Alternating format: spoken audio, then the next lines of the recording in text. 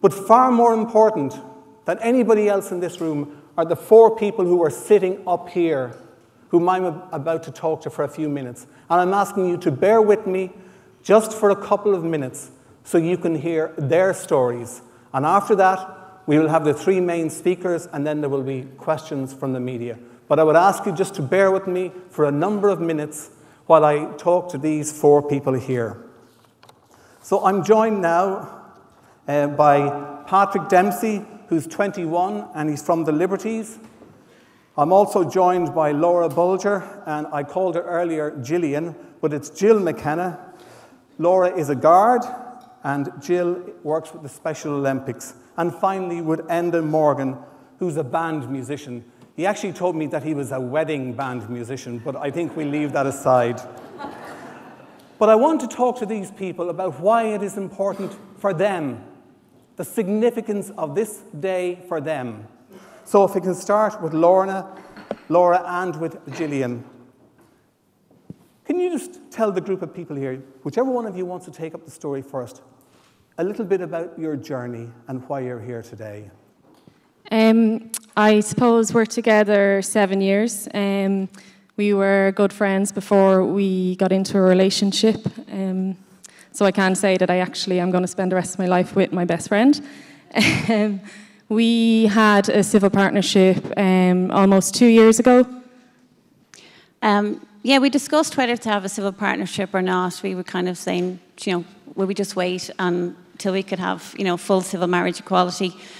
But then there were certain, rights and protections afforded to us by civil partnership, and it was really important that we look out for each other in that sense. So that's why we decided to have a civil partnership. But it was kind of like a stopgap really until we can have full civil marriage and full rights and protections for each other, and that's really important to us. So on the 22nd of May, you want everybody in this country to vote yes. A vote in yes, what would it mean for you, and what would it mean for your families? I suppose both of our siblings have had weddings. They both got married, and my other siblings are in relationships with people, and our families see our relationship exactly the same and equal as they do our siblings. So I suppose for us it would be really important that this law comes through so that we can be protected and have the same protections as our siblings do, and our friends and our families.